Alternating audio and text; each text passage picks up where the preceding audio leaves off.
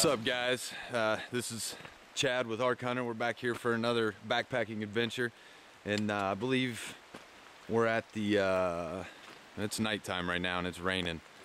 You can't see much, but I believe we're at the Red Creek Trail in the Dolly Sods Wilderness in West Virginia. I'm with my hiking buddy Tom. Say what's up, Tom. What's up, y'all? Tom has got a friggin' monster pack, but he's a big boy, he can handle it. But he's going to do some hammock camping, and I got my normal Coyote 80 liter. It's getting rained on right now, but so I'm going to make this intro short and sweet. We're going to get on the trail. Not going to film too much tonight, but you know, it's supposed to rain and snow about the whole time we're here for 2 nights, and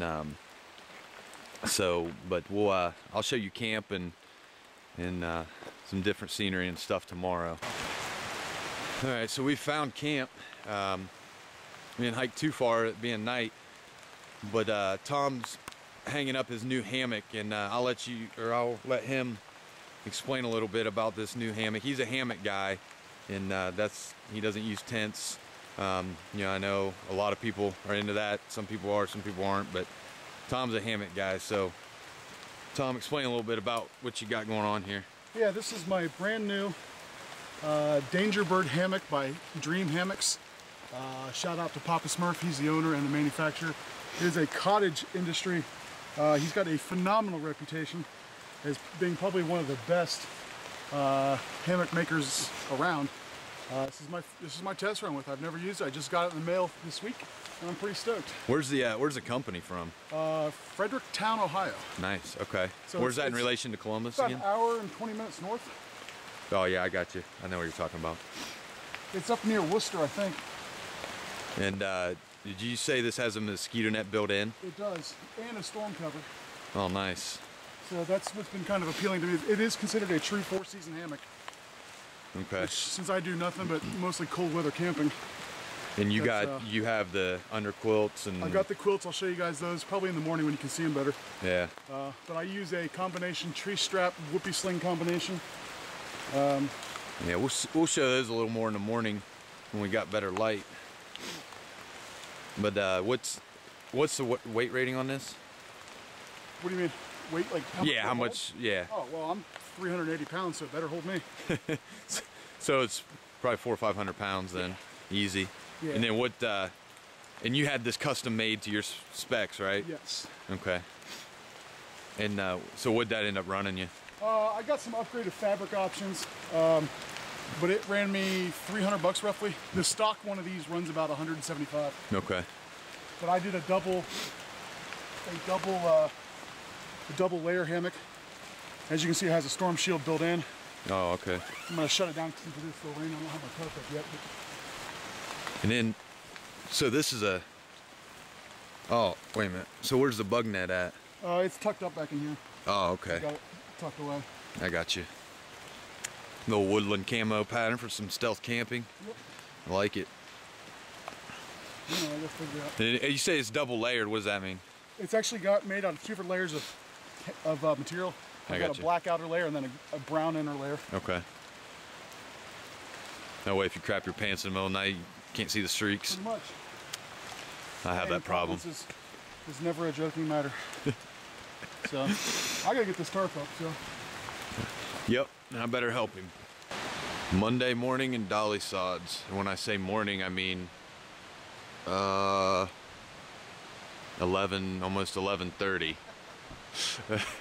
We didn't get up till, when did we get up, Tom? 10:30. Yeah, I normally don't sleep that late, but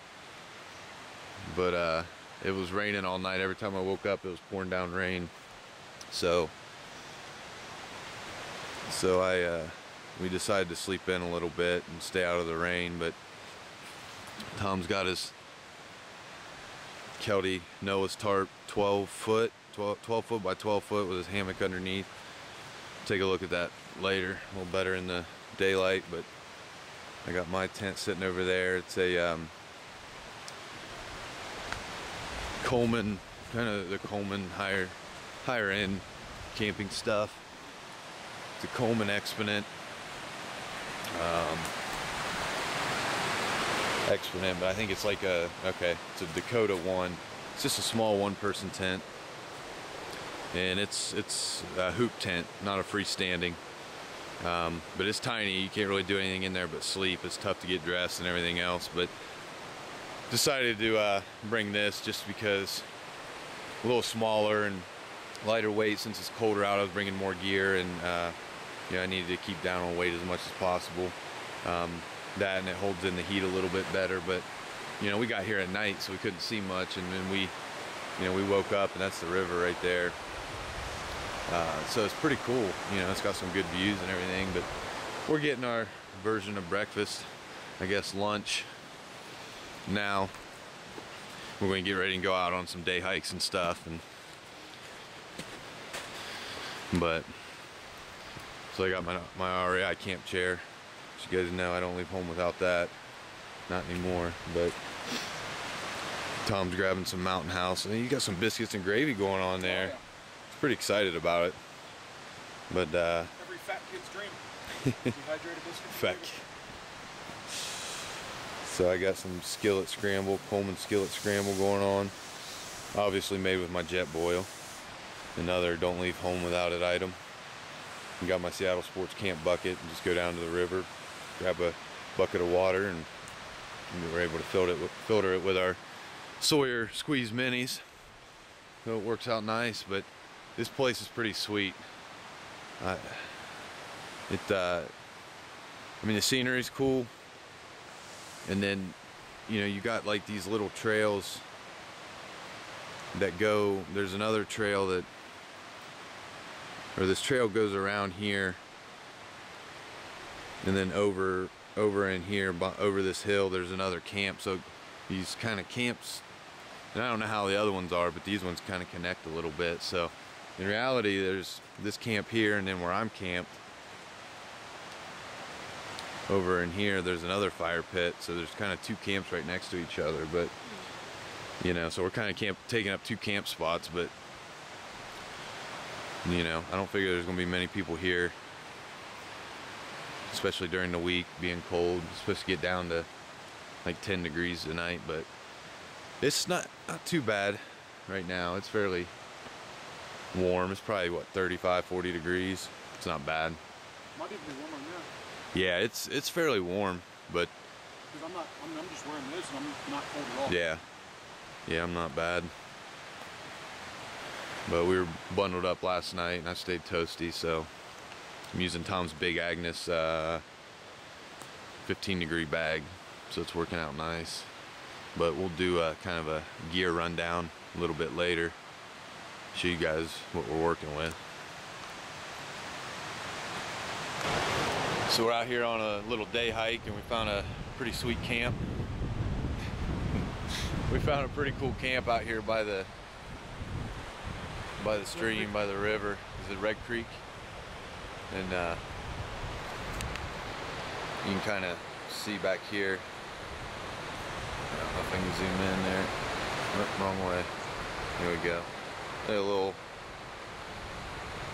mini waterfall, rapid type thing.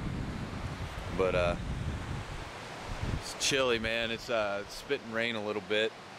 I don't know. What do you think the weather will be, Tom? Probably like 35. Yeah, probably about 35 degrees. We were hoping it'd turn into snow. Probably be a little more tolerable than the rain because everything's just wet right now.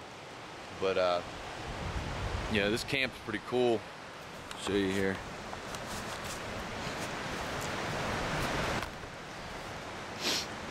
Get it to focus. Zoomed in. Well, yeah, they put up chairs all along the fire pit. But again, it just infuriates me. Trash, trash, trash, trash, trash. It's just unbelievable. Like, people are throwing tuna cans into the fire. It's not gonna burn. I mean, if you're gonna come out, and there's like up here, I don't know if I can, right there, that little white thing, is a pack of saltine crackers, and like a half a pack of them. My thing is, like, come out here and enjoy it, and freaking pick up your trash. If you're gonna come out here, pick up your trash, clean up after yourself, make it so other people can enjoy it as well. But I don't know, that's just one thing that infuriates me. It seems like everywhere you go, like I was telling Tom earlier, it just seemed everywhere that I've went, with the exception of Boundary Waters, sorry about the rain on the lens here. The exception of Boundary Waters, I've seen trash. Boundary Waters, I didn't see one piece of trash. It was probably the cleanest place I've ever been. But I don't know. I mean, I'll get off my soapbox, but it is what it is, I guess. But, you know, just be respectful of other people, be respectful of the environment. I'm not a tree hugger by any means, and sorry to offend you if you are, but sorry about that. Tom's a tree hugger, for sure. He likes to hug trees and men. But, you know, just be respectful, I guess. But other than that, no, it's a pretty cool little spot. I mean, it's, you know, great place for hammock camping, but you're gonna put up a tent too. I mean, there's flat spots. You see those crackers right there. Okay, that's the last time I'll mention it, I swear. But there's flat spots all over the place. It's a little rocky, so you know, but it's beautiful here. I mean, given, you know, even though we have rain and it's cold, and you know, it's still pretty cool.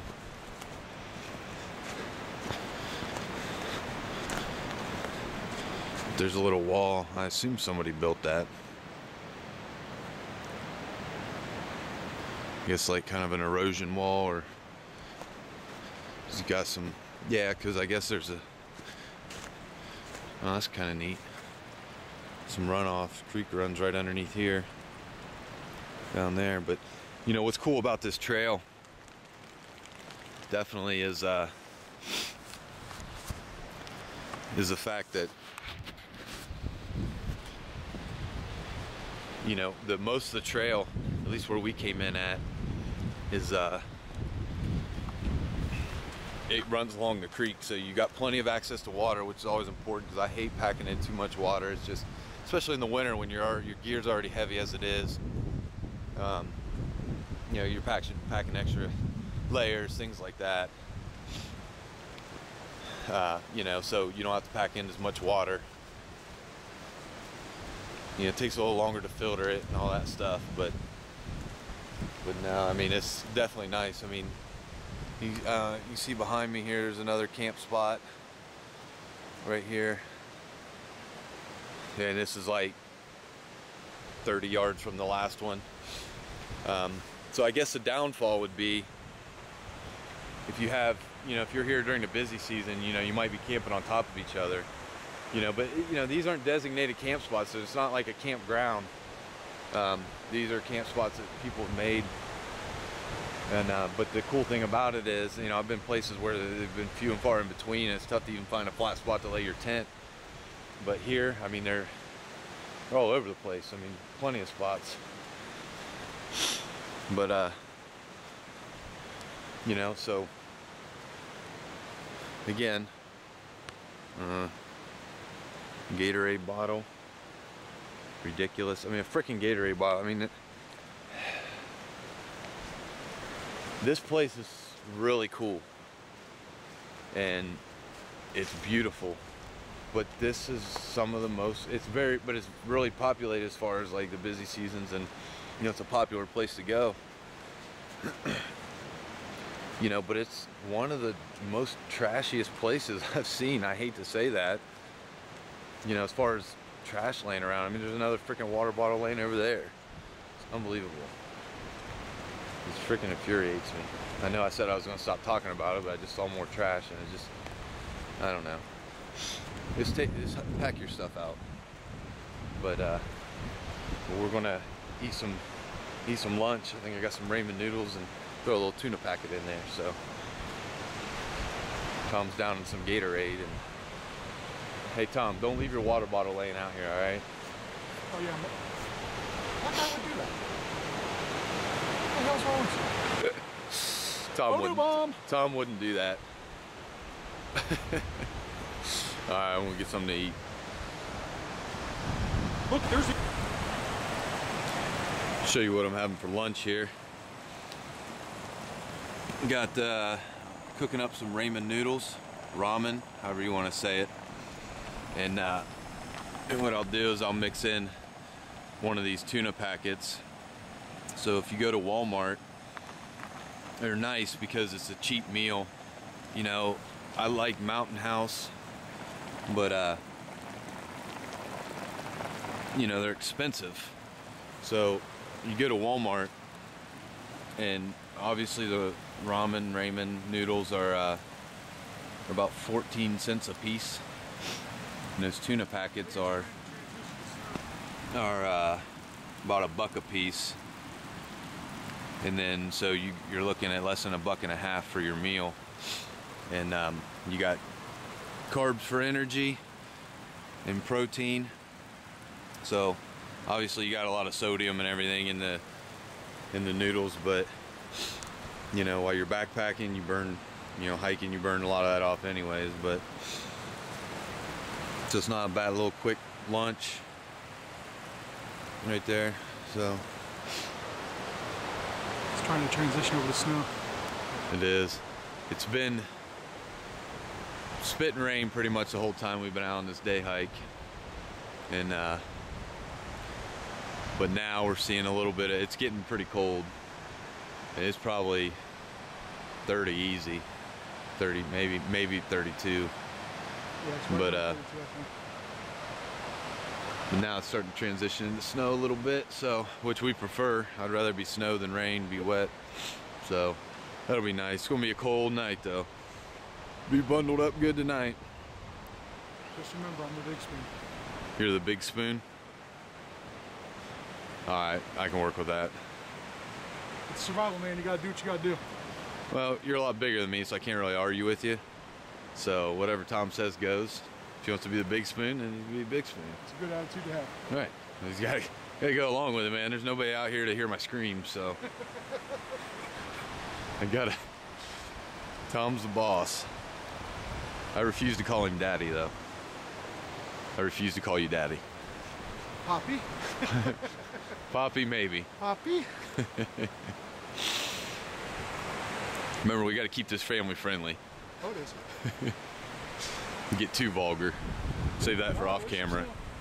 Yep, it's snowing. It's transitioning over. Yep, it's wet snow though. Yeah.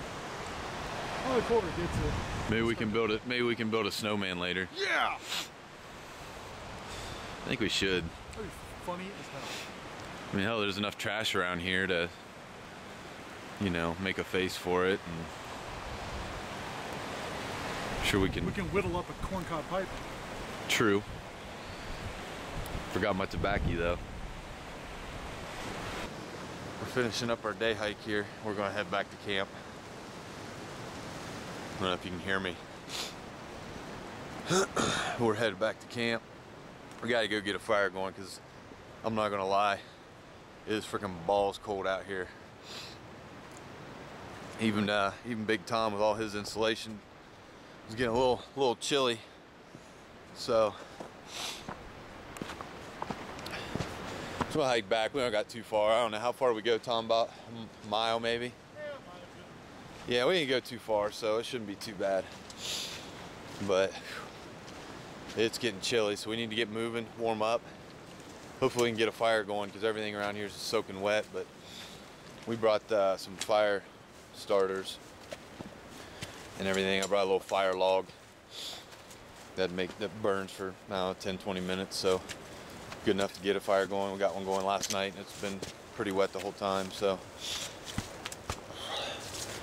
we'll see. Maybe when we get back I'll bust out some of the gear and show you what we brought on this trip. The different the layers and stuff that we brought. And it is cold, man. It's probably well below 30 now. I don't know, maybe I was just standing around too long, got chilly. It seems colder than what it is, but yeah, it's snowing now. It's done raining. It's flurrying. I don't know if you can, with the backdrop, you can see any of the snow, but flakes aren't too big. It's just small flurries. So go back to camp and kind of, now it's daylight, show you guys what we brought on this trip.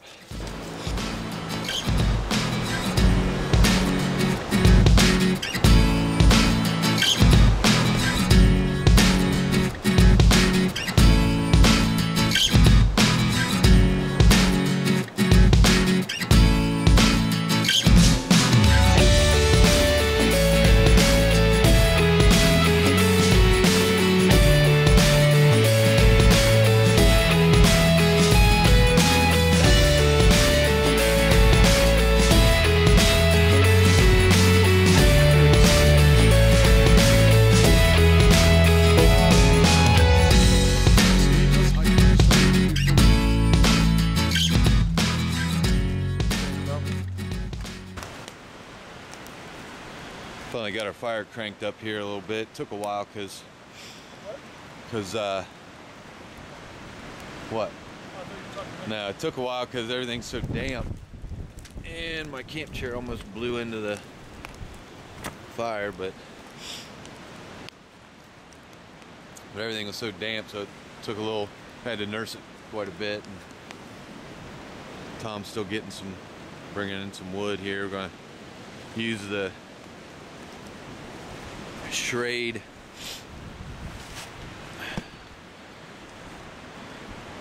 hatchet here. It's got a ferro rod in the bottom of it, pommel on the back, nice little hatchet. But try to show you what I was rolling with for my day pack gear. I got this little, it's a Sea to Summit day pack, and just sil nylon, ripstop nylon, and it basically folds up into the palm of your hand, packs up in the palm of your hand. It's pretty sweet. It's obviously lightweight. And, I just threw the good old Jetboil in there. And obviously threw some food in there, and then got my fire kit.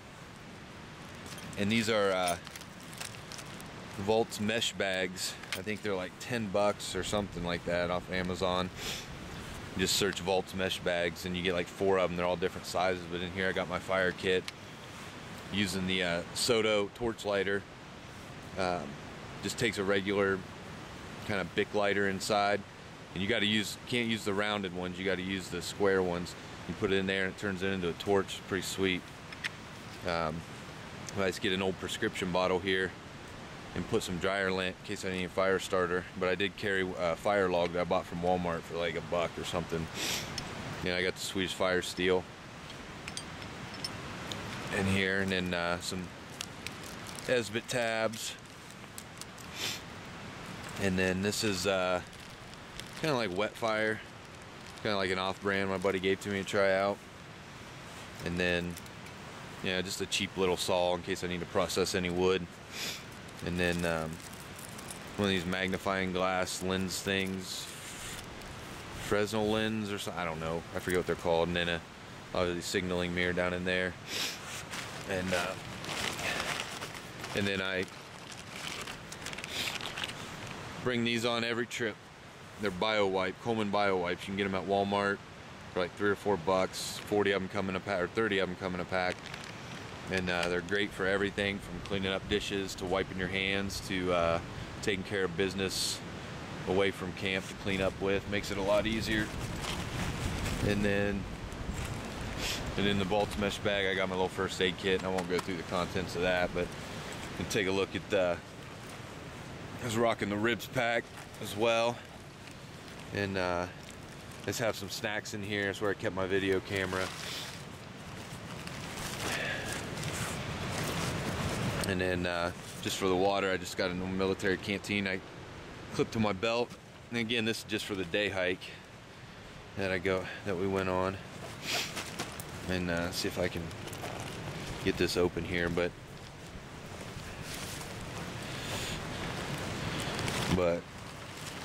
and the ribs packs are great because I got the Smith & Wesson M&P 40 here with the large palm swell, trinium night sights on the back, so use that, you never know. And then I just got like a headlamp in here, which it turned on. I probably should have locked it before, but it's just a black diamond. Got it on sale from REI, but alright, it's all jacked up. I don't know what's going on, but you know, just carry some snacks in there, and got my phone and compass and in these little front pockets here. Works out pretty good, so it's all I need for a day hike. You know, I've got ability to make fire right here, and you know, if I need to do some business while I'm out, I got that, and first aid kit, water, food, something to heat it with. You know, I obviously bring the jet boil, and you know, it's a size and weight, you know, sacrifice that I'm willing to make because it's so efficient. And I don't know, I love that thing, but you know, a lot of people don't like them but in reality, if you're bringing a stove and you know, fuel canister and a cup and all that stuff, and you're going to end up almost that size anyways. But it's a nice little piece of gear, probably one of my favorite things I've gotten. So try to keep that camp chair out of the fire. It's going good now. Gotta stay warm. It is cold, buddy. End up putting on my my Marmot down puffy coat underneath my rain shell. So not too bad now. I got a buff around my neck and toboggan on and everything, so good to go. And the problem with it being so damp all the time is it's smoky fire.